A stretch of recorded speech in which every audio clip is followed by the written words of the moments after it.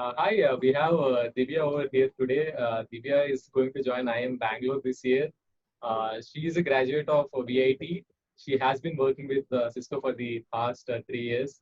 And thank you, Divya. Welcome to our platform. Thank you for taking out the time and joining us. Congrats on your selection to IIM Bangalore. Thanks, Ajay. Thank you very much for doing this, for helping us reach out to the candidates. I think it's an amazing platform to do so. So thanks for having me here in the first place. Thank you, Divya. So, Divya, let's start with your journey. Where did you grow up? What was your schooling like? And where did you do your undergrad from? And then, how did you finally think that you would want to do an MBA? Okay. So I have been born and brought up in Faridabad, Haryana, and have done my schooling here itself.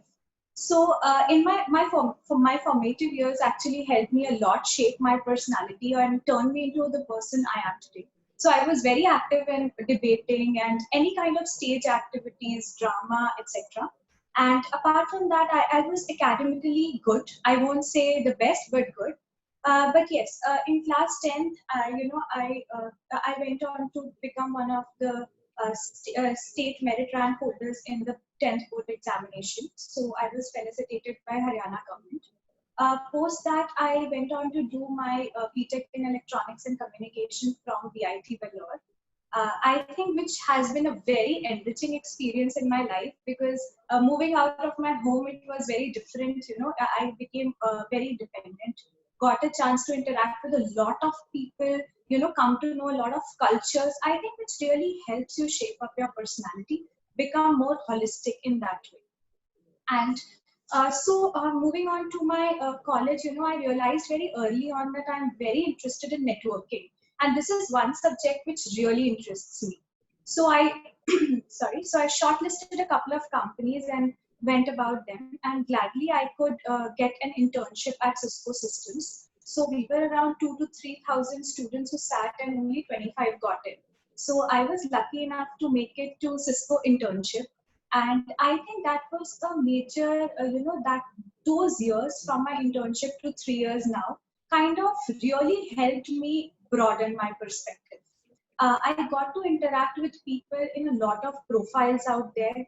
I got Cisco, I would say, has served me as a plethora of opportunities. I could do any initiative. I was surrounded by people, my management were very supportive of whatever I wanted to do. I got to interact with a couple of very tough customers, lead projects, work across different geographies, and so it gave me a very holistic picture of what the business is and not just the technical aspect of it. And that is the point, where I always thought that my strengths kind of aligned towards a management profile. But it was only during my years at Cisco that I took a very, concrete decision on taking up management as my career, because it gave me an opportunity to understand what the management profiles look like and where do I fit in. So 2018 was my first attempt at CAT, and then 2019 the next one. So that has been my journey till Cisco. So, Divya, 2018 was your first CAT attempt. So, what was it a serious CAT attempt? Were you preparing rigorously for CAT 2018? How was CAT 2018 like? Was like for you? So it was the time when I kind of decided that yes, I want to take up management as my career, but I wouldn't say that was a very serious attempt at CAT. It was, there were a lot of mistakes that I did, and I majorly went to the exam to see where I stand. So I would not say that was a very serious attempt, but yes, I did work for it for 2 months, I would say. And for 2 months, I just majorly focused on solving modules, which I realized later do not help in the real exam that much. And kind of 2018 I think that was a very important attempt for me because it gave me a very clear picture of where I stand. I got 90.5 percentile, and it gave me a clear cut of which are the sections where I have to put my focus. What does this exam demand out of me? And I got a call from IIM Indore, and I could convert IIM Indore HRM post, but not the main PGP one. So I think, that interview experience, the short while that I had, kind of helped me shape up my preparation, because of which I got a lot of converts this year. So I think that was not a very, I would say not a very prepared attempt, but a very important attempt. I mean, you're given CAT once and then you realize because of the interview process that experience would definitely help you in the next attempt. So when did you seriously start preparing for CAT 2019 and how was the journey like? Yes. So for CAT 2019, after I was done with my indoor interview, which was precisely in mid-Feb, I kind of took a break, and approximately by March, I started my preparation for CAT 2019, because I was not having that much, because I always had a feeling that I could do better. And my friends and my family, they were like that you should probably give another attempt, a more serious one. So I started around March with my preparation for 2019 attempt. So when did you start giving the mock exams and how was the mocks? I mean, how was that journey like? Because mocks will actually test your confidence. It will help you understand where you're good at. I mean, that journey itself is like gives you a lot of learning. So how was that like? Yes, so I would like to highlight a couple of points here. First of all, CAT as a journey.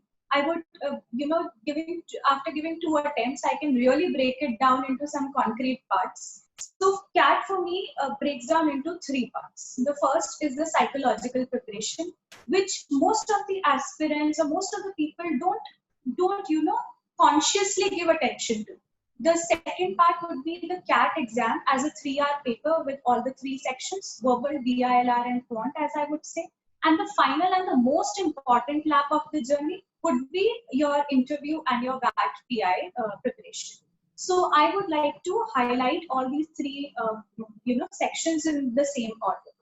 So when I talk about the psychological prep, in my first attempt, I understood that this is a 3-hour paper and it requires you to be very mentally strong.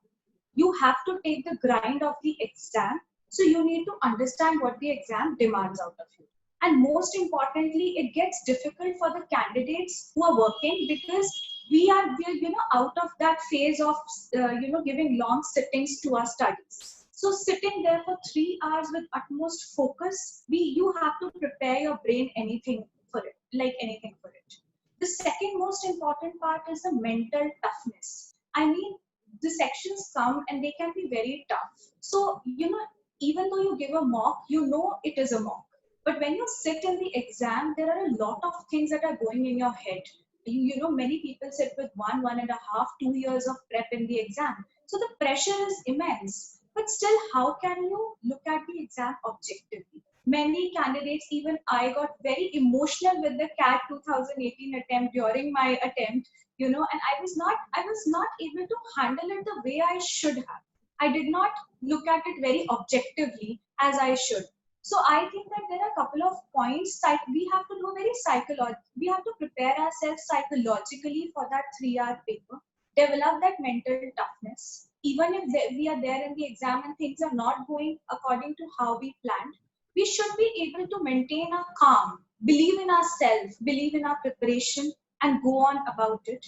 And the third most important thing is handling the grind of those 3 hours and keeping yourself focused, wherein your point becomes very important of giving the marks. I will address it as I reach there. So now moving on to what I would say the mock taking part. The mock taking part becomes very important because it helps you understand the demand of the exam. It is a simulation of the actual CAT paper, and most of the mocks are very near to CAT. And so, you should take your mocks very seriously. I have seen many candidates who take their mock very casually. I would say go to the test center and give mocks. Go to different test centers and give mocks. I mean, try to put yourself in different situations and test yourself, because you don't know the environment out there, and the final day of the CAT would be according to how you really perceive it to be. It can be really different. So train your brain. That is the thing. And would you want me to address? How do you want me to address the later parts of it, the CAT journey? And the later part of it, the interviews and the other phase. No, no, please continue, Divya. Please continue. I think, I mean, you said it, I mean, you took it in a very rational way and then divided it. I think that's a very interesting take because psychological aspect is really important. The mindset of the candidate is like, I mean, you emphasized it very well. Please continue. I think we are going very good. Okay. So yes, so the psychological part of it, and then most of the time I have seen that people get very demotivated during their prep. I mean, even I got very demotivated. So I would like to highlight here that it is okay to be demotivated. It is okay to feel sometimes that, you know, maybe you are not the one, maybe you won't get through and all of these things, but it is not okay to dwell on that. I mean, you should get past it as soon as possible and focus on what is required. Most importantly, the surety of it. Most people start with their CAT prep in March and they kind of leave it around June because they're very demotivated by their mock scores. I agree that mocks are very important, but do not take mocks to your heart. Yeah, I mean, do not take those scores to your heart. Ultimately, they're not your CAT results, and the game is not over until you're there. So I would say that, it is always said that, prepare like you have never won before and perform like you have never lost before. So I think that confidence is the key to CAT, and the secret of confidence is preparation.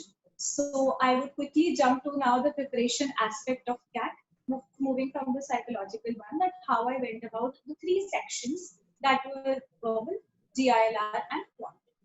So in my verbal as a part of my verbal prep, I was an avid reader, so naturally good at verbal. Right from the start, I did not face a lot of problems in my verbal section, but there are a couple of points I would say.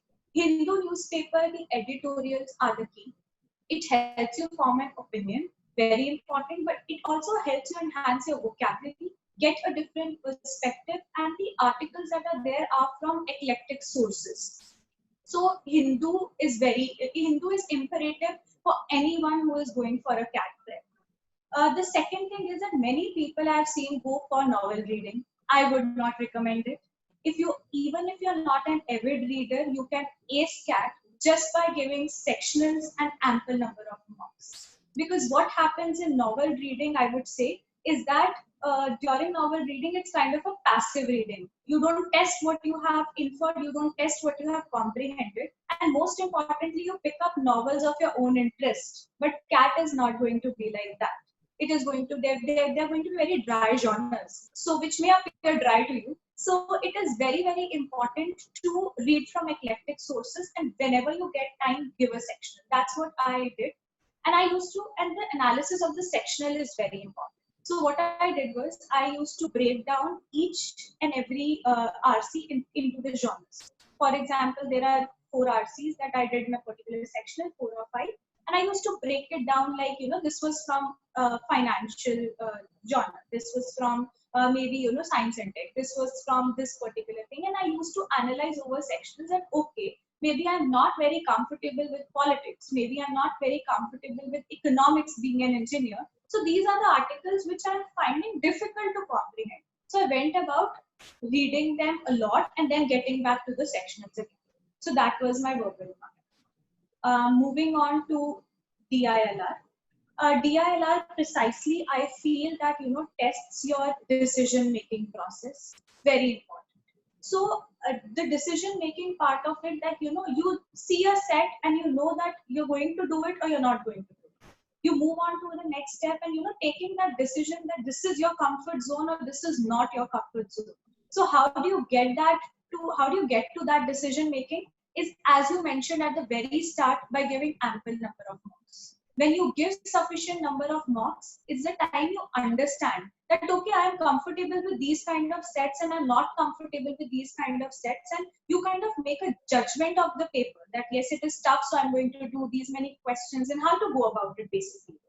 So there is no substitute for mocks as far as DILR preparation is concerned, and ample number of mocks only can get you there. The third part, addressing the quants part of it. I think quants, most of the non-engineers find very tough.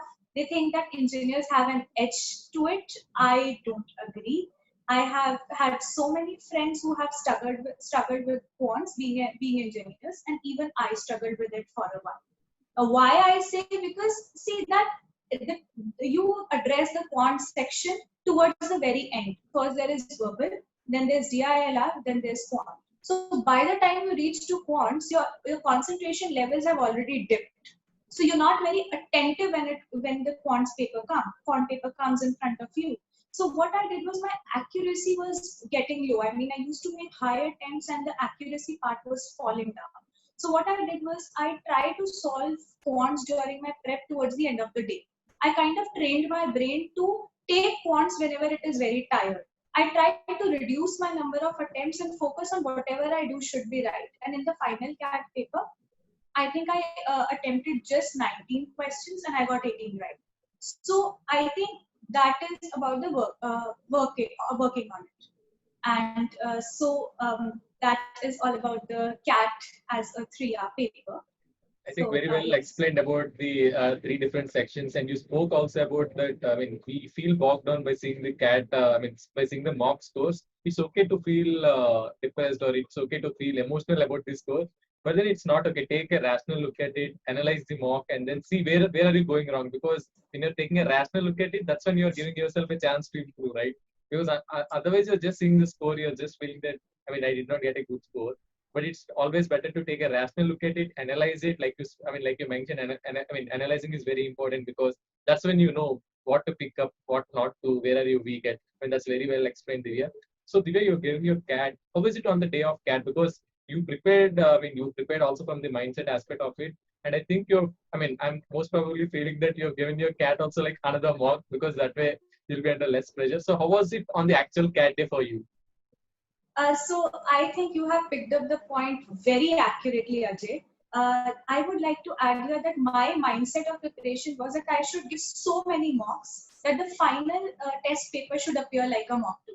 So what I did was that to prepare my temperament, I used to go to far off places, far off test centers, book them, and I used to give I used to give my Saturdays and Sundays would, or any kind of holiday that I would take would probably go in giving the mocks and going to a different test center at a different location with so many students sitting around you to help to have the look and feel of the exam. And so I gave so many mocks that by the time I entered the exam hall, first of all, I was very confident. I think the toughest part in the journey is when you're made to sit in front of the computer. It's 15 minutes and your paper is about to start. So my strategy right from the very start was that when I sit in front of that PC for like 15 minutes before the start of my paper, I should not have that regret that I could have done more. And I think when you have that satisfaction, your mind kind of calms down. You're very confident that you did what you could. Now let whatever fate decide what it is going to be. So I think that my final, you very accurately said that it was just like a mock for me. I did not feel the pressure of it because I had given so many mocks and so many different setups to train my brain to take it up on the final day. So I think that worked for me. Uh, so Divya, you were actually working at that point of time. So how did you actually manage? Because this is not so easy to actually make sure that you're going to, I mean, make sure that you're simulating the actual CAT experiences by doing this kind of things like giving CAT, going to different locations, far off locations, because that's how the actual day is going to be there. How did you manage all these things while simultaneously working? Yes, a very important point here again, Ajay. That it does get difficult with working individuals, and I think that people in college they have their own constraints. Their exams keep coming up; they have to have the pressure of assignments. But I think when you are in a work environment, I think I try to convert every kind of adversity to my advantage. So if first thing was that whenever I used to get even half an hour or 1 hour, I used to go for a section or do it during my weekdays. I try to take up whatever I could do at home. So even if I'm getting half an hour in the office, I would utilize it in reading. During my lunch breaks, I would have some, a kind of read FinShots or the Ken or any kind of business, any kind of platform that provides business journalism, so that it broadens my perspective and kind of improves on my reading habit. But as far as mocks are concerned, I utilize mostly my weekends on that. And very important point here, please do not give mocks whenever you feel like. I have seen students giving mocks like 9 or 10 at, starting at 9 p.m. or, any time does not really mean any time. Yes, during the weekdays, when you're working, you definitely have the night time or the early morning time to utilize. But during your weekends, try to book a, the time slot in which actual CAT paper happens. Either it's 9 to 12 or it's 2 to 5, because you need to make your brain active during those hours. So I made sure that I don't miss out on all these small points. I mean, with working individuals, I think if you're very motivated, if you're very sure, if you believe in yourself, if you have that conviction that no matter what happens, I am going to make it to the top ABC, which I'm aiming for, I think you can work anything and everything to your advantage. That is what I feel. And that's how I managed it. Very well said, Divya. So, Divya, how was it? How did your VAT and PI preparation go? Because I think you might have been confident that you would have got. I mean, you will be getting a good CAT score by seeing the key and other things. So, how did your VAT and PI preparation go from that point till the time of your interviews? So Ajay, VAT and PI preparation, I think, do not happen over a month or two. It's an ongoing journey which most of the aspirants miss, which even I missed it in my first attempt. But the glimpse of that short interview that I gave at IIM Indore was was a point for me, was a reality check for me that no, it is not going to happen in a month. You have to prepare it right from the point you decide on taking up CAT. So what I did was, as I told you, that whatever time I got, I used to utilize it in reading Hindu newspaper. Then there was this business journalism, very good platform, the Ken. Then there are FinShots, which give you financial news. Then there are other platforms which I landed on, like Insights on India and Vision IAS for current affairs. And I tried to make sure that I was updated throughout my journey on the current affairs part, because I know that it is a lot to actually digest in 1 or 2 months span. Second thing is that I try to be aware. I try to be aware of where I'm working, in what projects. I try to understand the business part of my projects, just rather than focusing on the technical aspect of it. Whenever I got time, I interacted with my colleagues who are working on different trending technologies. And to my surprise, one day we were just out on tea and we had a long debate and discussion on dark web, deep web, and all of these things. And IIM Kozhikode interview for me was entirely on dark web. So, you can see that how whatever you discuss at some point in time in your life comes and falls into place when you need it to be. So I think throughout the time when you're preparing, it is very important to be aware. It is very important to not fully go into it, go into VAT PI mode, but the whole point is that try to gather the bits and pieces on the go, so that it is easier for you to knit the bigger picture towards the end of it. Because once you get the call, you have only time to write your SOP, to do a lot of self introspection, why you did what you did, and digest whatever you have done throughout the year and throughout your life. I think that's more than enough as far as VAT goes. I think you pointed it out very well, Divya, because a lot of candidates, they just solely focus on CAT. They don't become aware of their and what's going around, if they're working, what's going on in their company, the business side of it. You pointed it out really very well. And sometimes I've seen people scoring really well in CAT, but then the actual decision makers, once you enter inside the interview room, are your VAT and PI, because they have a huge weightage over there. So unless you are giving enough time to these aspects as well, it kind of really becomes difficult unless you are naturally good at a lot of these things. I think, I mean, very well said, Divya. So Divya, how was your interview experiences like? Because you have given a lot of interviews, you have got calls from almost all the IIMs. So how was it like for you? So yes, for the interview part of it, as I told you, I broke up my interview prep also into a couple of parts. It's my habit to kind of break down the larger problem into smaller chunks and address them one by one. So in my interview prep, as I knew that different colleges are going to test me on different skills. So what majorly I did was I broke down my interview prep into one. One was my academic preparation. I kind of went through a couple of subjects that I did during my undergrad. The second thing was current affairs part. Since I was aware right from the very start, it was not very difficult for me.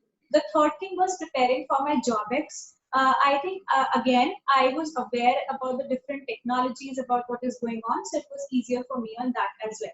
So I think all of them helped me, and in different parts in my interview process. And how my interview process looked like was very unique for every college, every college. If I start off with my IIM Bangalore interview, it was a good 45 minutes interview, which was on everything. I think it was more of a discussion. So I started with my SOP with a small poem, and that's when I got grilled a lot. That they really appreciated my poetry, and but they also were keen on looking at it. Am I the only one who has written it, or somebody else has contributed?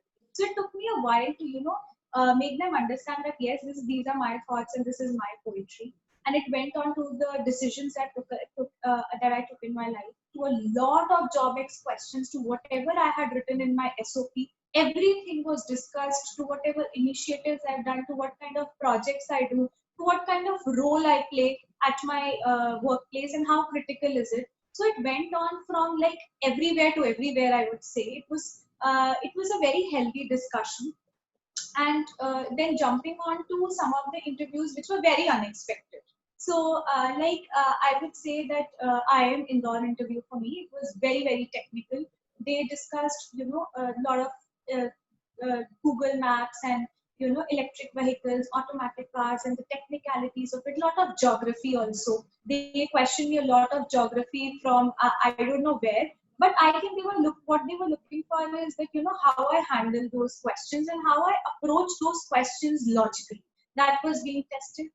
For my Lucknow interview, they made me solve a lot of integration, differentiation, and matrices, which I was not really prepared for, because it has already been 6 years that I've done that. But somehow I explained them the logic to approach to it.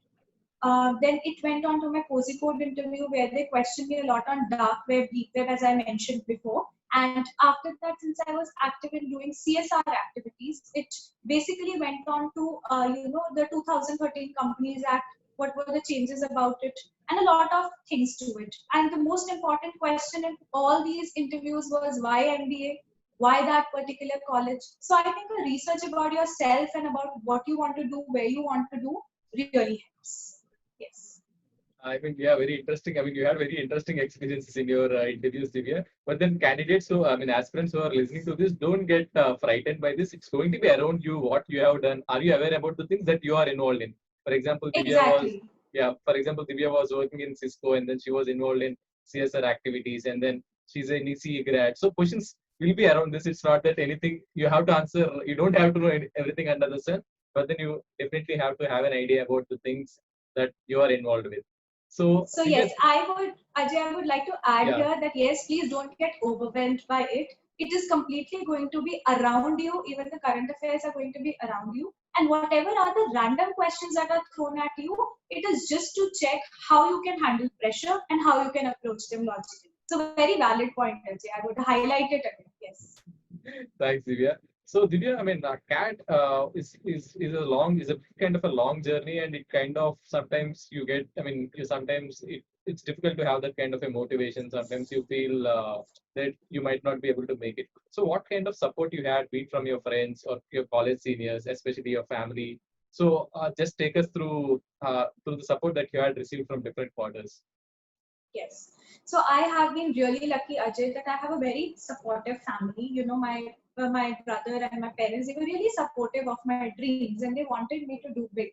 And I have been lucky to be surrounded by friends who have been really supportive. My college senior, one of my college seniors, she was in IIM Bangalore itself. She was studying. So whenever I used to get demotivated, she used to just tell me short stories. How do they go about their classes? How much fun do they have? So that, I get energized and start doing it again. So I think that, I had a very strong support system. And most importantly, that it is going to be your journey. People are going to walk with you, but nobody is going to walk for you. So it is, it is about how convinced you are, how much self-belief and confidence do you have in your dream. One more thing, that nobody gets it easy. I mean, I have interacted with so many people, and you should never kind of compare your journeys with others. Most of the people get demotivated by comparing that, okay, they know this and I maybe not, I'm not even good enough. I think that, as far as marks go, what I call it is a magic number. I mean, it will take you a while to cross a certain percentile. I mean, you give X number of marks, after that you start scoring a particular percentile. So you need to hold on to yourself for that X number of marks. I mean, some people give just 5 marks and after that they start scoring 95, 96. Some people give 20 marks and after that they start scoring. So you should hold on to yourself. It's your unique journey. You need to, it is okay to be demotivated, as I said, but it is not okay to dwell on those parts. And as far as my family and my friends go, whenever I used to be demotivated, I used to call my mom, I used to call my brother or my dad, and they would be like that, believe in yourself. You have come this far.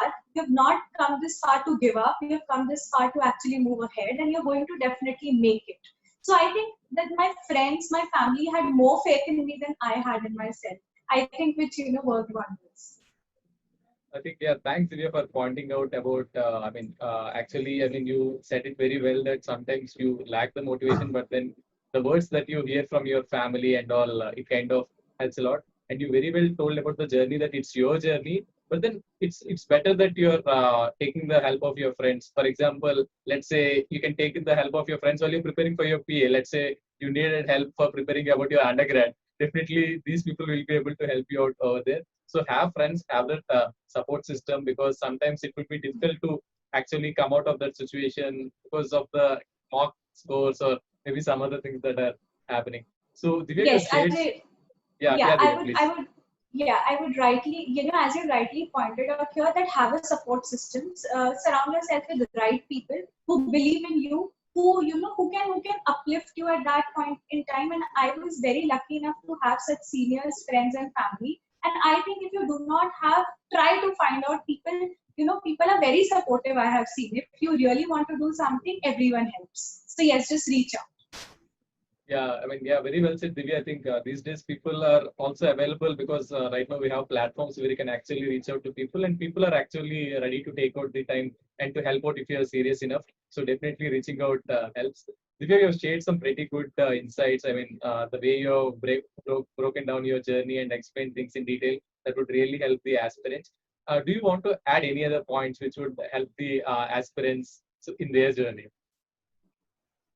Yes, Ajay, I would like to add on a couple of pointers. I'm sure that my peers have focused a lot on, CAT as a 3-hour paper, and they have focused a lot on the insights on how to go about different strategies. But yes, a couple of things which from my personal experience, I would say that, people might say that, they have cracked it in a short time or a long time. Do not compare your profiles. Do not compare your journey. Yours is going to be unique, and you might be on the other side sharing your experience someday.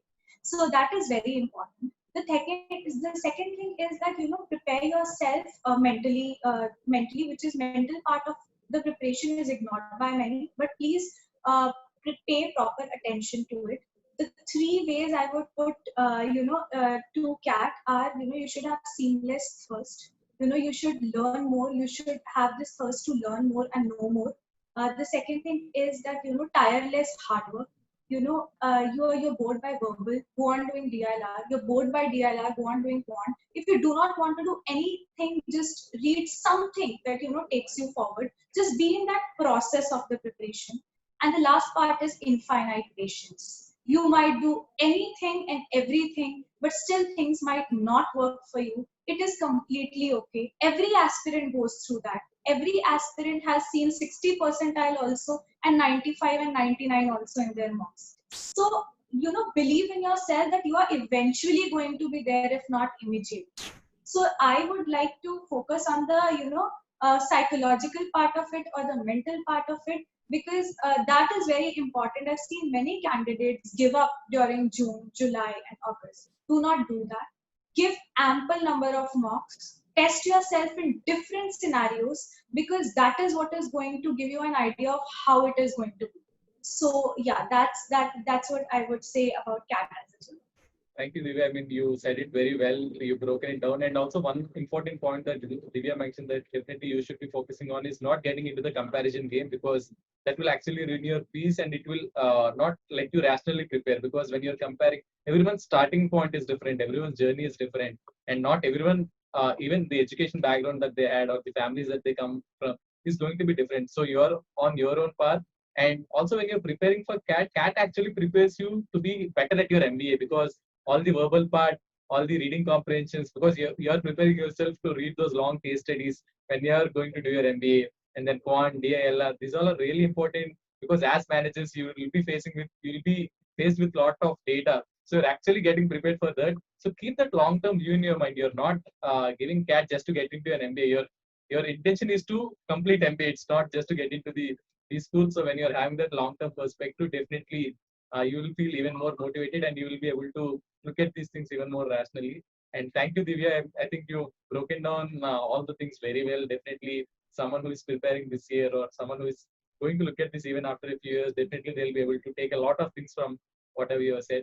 Thanks a lot, Divya. Thanks for taking out the time and all the best to you. We hope that you're going to have an awesome time at IIM Bangalore.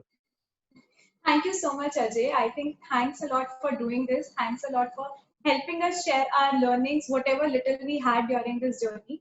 You know, this journey definitely makes everyone a better person at the end. That is one thing that is assured. And see this as just a 3-hour paper. This is not going to determine who you are, but definitely there's a lot of traits that you develop during this while. So thank you for making me share my journey, and I really hope this helps some people achieve their dreams. So thank you for doing this, Ajay. Thanks a lot, Divya.